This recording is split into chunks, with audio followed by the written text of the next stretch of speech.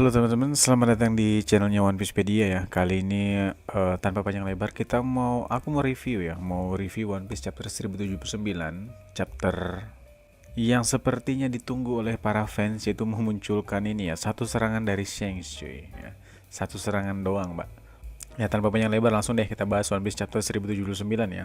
Dimana judulnya itu adalah Kelompok Bajak Laut si Rambut Merah. Widih. Dimana di sini nggak ada cover story tapi cover yang di request oleh para pembaca ya, dimana Luffy menyiram bunga matahari. Seharusnya Luffy menyiram bunga matahari, tapi ternyata ada impostor di antara bunga matahari itu, yaitu seekor singa ya.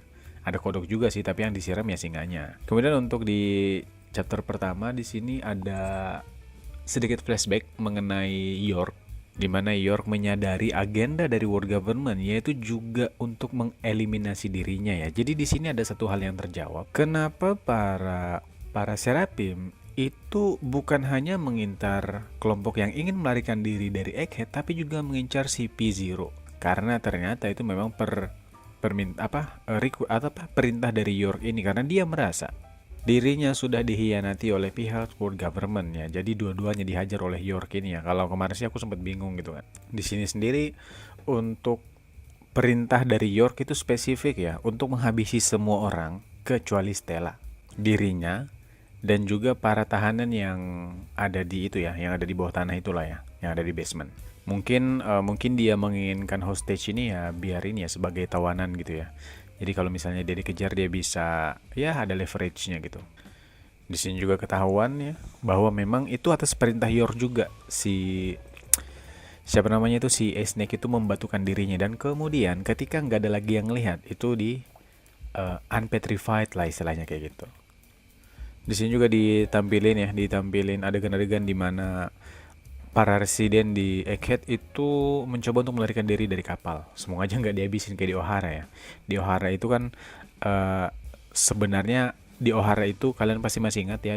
Di Ohara itu awalnya yang diincar itu adalah para skolarnya ataupun para sarjananya itu yang meneliti poneglyph ya. Tapi gara-gara Akainu itu semuanya dihabisin pak. Ya, bahkan yang warga sipilnya juga. Nah kalau misalnya ini kejadiannya kayak Ohara, itu pun kalau kejadian ya mereka dalam bahaya ini, yang bahkan para residennya ini ya. Di sini juga diperlihatkan Saber of Seabeck, yaitu kapal dari kelompok bajak laut Kurohige. Ya, tapi aku nggak tahu si Saber of Seabeck itu ke semua kapal mereka itu namanya atau hanya kapal induk doang. Tapi yang jelas ada kapal kelihatan banget sih ini rakit ya. Maksudnya kapal rakit emang style, emang model dari kapalnya Kurohige kan. Ditambah lagi ada flagnya. Cuma siapa yang di dalamnya nggak tahu cuy. Di dalam di dalam chapter ini nggak dikasih tahu. Ya, di dalam chapter ini nggak dikasih tahu siapa yang ada di sini. Siapa yang ada di Egghead ini dari kelompok Kurohige. Kurohige nggak sih? Ya mungkin aja. Jika memang Kurohige, apakah itu berarti dia sudah menang melawan Law? Ya harusnya gitu. Kalau emang ini Kurohige. Kelompok Kurohige kan banyak pak, nggak cuma Kurohige sendiri. Dia sendiri punya Ten Titanic Captain. Bisa aja yang ada di kapal ini adalah yang nggak ada di Winter Island yang sedang berhadapan dengan Law. Yang berhadapan dengan Law itu kan siapa aja nih? Kurohige, Doki, Burgess, kemudian Van Augur ya yang diperlihatkan kemarin ya. Ya mungkin ini sisanya kapal Kurohige kan nggak cuma satu juga pak. Nah di sini kita diperlihatkan beberapa kapten dari armada kelompok bajak laut Shanks. Dimana kalau dari sepengetahuan sikit, mereka ini para pelawak, dalam artian ya mungkin scalingnya tuh lemah gitu loh dibanding dirinya gitu ya. Padahal ini adalah New World. Itu Kit sendiri bilang gitu. Kenapa ada kapten-kapten yang kayak gini di bawah di bawah perlindungan lah ya, atau penguasaan si Shanks ini gitu loh.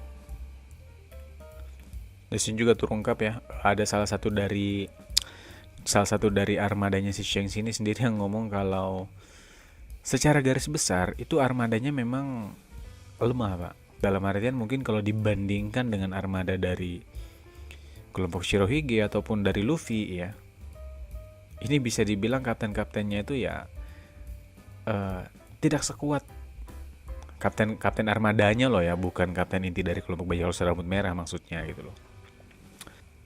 Shanks sendiri sebenarnya dia nggak ngeremehin Kid ya, karena dia berkata gitu ya, jangan pernah meremehkan katanya. Jangan pernah meremehkan pertumbuhan anak muda katanya, kayak kurang lebih kayak gitulah ya. Terus juga di chapter ini sepertinya Shanks itu memang memasang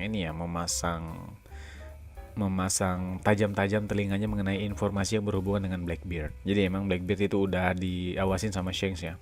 Terus di sini kabarnya adalah terakhir yang kami dengar, dia si Kurohige itu meninggalkan Pirate Island. Pirate Island itu Hachinosu itu ya. Nah, jadi di sini kita bisa sedikit tahu alasan kenapa Shanks itu muncul di Wano. Ternyata dia nunggu ini cuy, nunggu Kurohige di sana, nunggu kemunculan Kurohige, atau paling tidak dia berharap ada Kurohige di sana. Jadi kita bisa sedikit menjawab ya rasa penasaran kenapa sih Shanks itu ada di Wano. Kenapa dia ada di Wano tanpa harus masuk ke dalam Wanonya gitu loh. Kenapa dia stay di perairannya? Karena dia bukan berharap sih, karena dia berpikir Kurohige akan datang ke sana ya, tapi ternyata enggak. Di sini ya nggak basa-basi lagi, si Kid itu langsung pakai jurus ini ya, Dempang itu yang anu lah ya, yang dia pakai buat hantam Big Mom kan ini. Nah, di sini juga mengkonfirmasi bahwa Sang Yonko Akagami Shanks itu juga memiliki kemampuan future sight, yaitu melihat ke masa depan ya, dimana di penulisan di One Piece Wiki dianggap sebagai advance Busosoku, advance Kenbun ya. Berarti dengan ini ada Luffy yang dikonfirmasi ataupun ditunjukkan ya, Luffy, Katakuri sama Shanks yang di versi canon. Ada lagi nggak ya?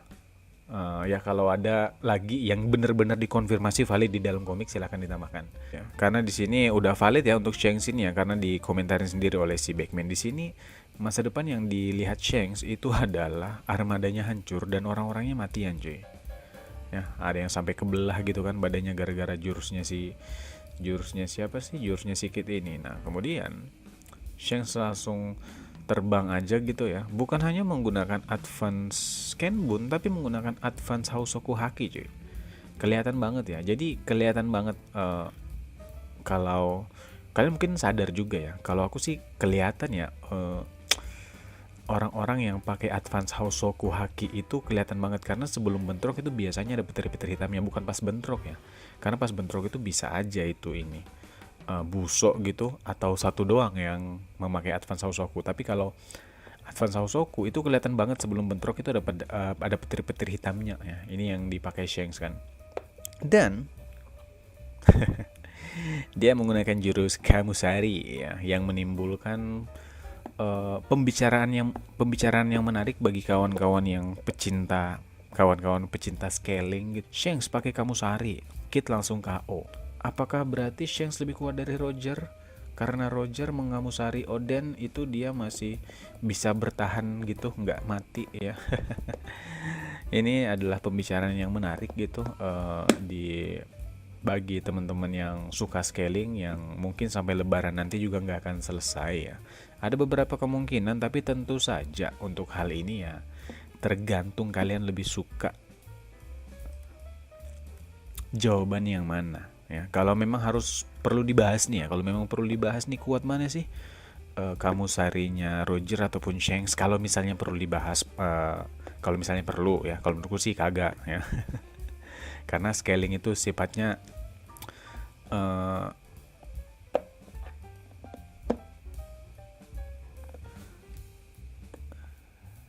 aneh ya, kalau mau dibahas dijadikan gimana gitu ya. Tapi kita bahas deh. Ada beberapa kemungkinan apakah Kamusarinya Shanks ini lebih kuat dari Kamusarinya Roger atau enggak. Yang pertama, iya, Kamusari milik Shanks lebih kuat dari Roger. Itu sebabnya Kid itu langsung tepar ya. Atau dua, Kamusarinya Roger yang lebih kuat daripada Shanks. Tapi kenapa Oden bisa bertahan ya? Kesimpulannya Oden lebih kuat dari Kid daya tahannya. Oden kuat, Kid lemah gitu loh. Sesimpel itu ya. Jadi tergantung, seperti yang gue bilang tadi, tergantung yang suka scaling ini lebih suka versi yang mana, ya kan? Masing-masing dari orang-orang yang suka scaling tentunya punya standar mereka sendiri yang menurut mereka benar masing-masing, ya kan?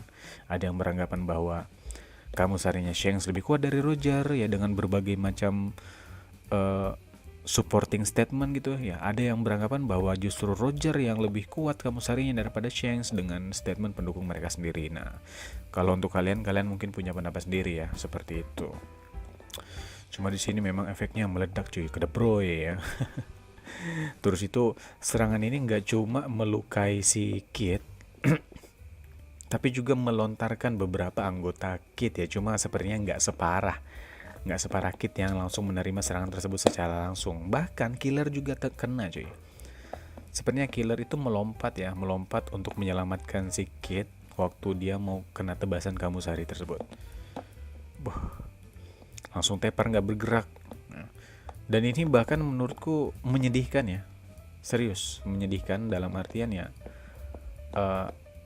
Aku dari baca aja emosinya dapat nih.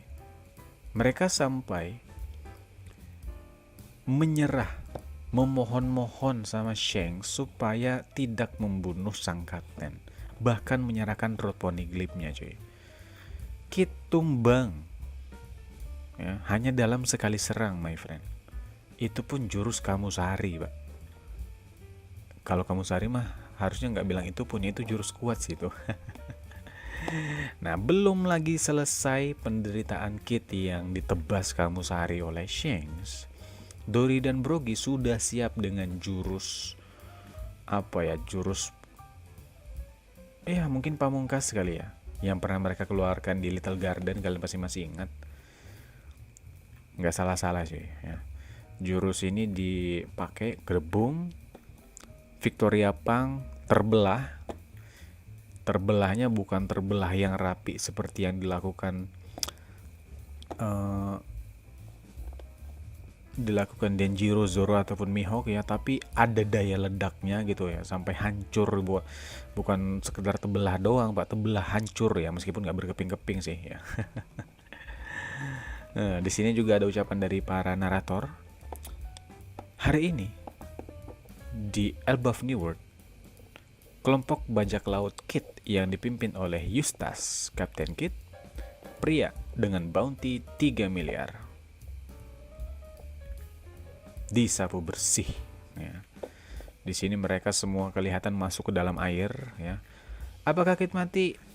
Di dalam chapter ini nggak ada yang bilang dia mati ya. Dia cuma Kapten tidak bergerak, apakah dia akan mati? Itu aja. Nggak ada juga yang bilang dia hidup ya. Tapi yang jelas satu fakta yang ada yang bisa kita bawa informasinya sampai chapter-chapter ke depan adalah bahwa kelompok bajak laut Kit berantas total ya, diganyang total loh bahasanya gitu teman-teman ya. Ya segitu aja untuk pembahasan One Piece chapter 1079 ini ya. Aku nggak bisa ya memberikan pembahasan yang lebih lagi ya, jadi mohon maaf atas segala kekurangan, dan terima kasih bagi yang stay sampai saat ini. Thank you so much my friend. Kita ketemu lagi di pembahasan selanjutnya. See you on the next video ataupun live stream. Dadah, bye.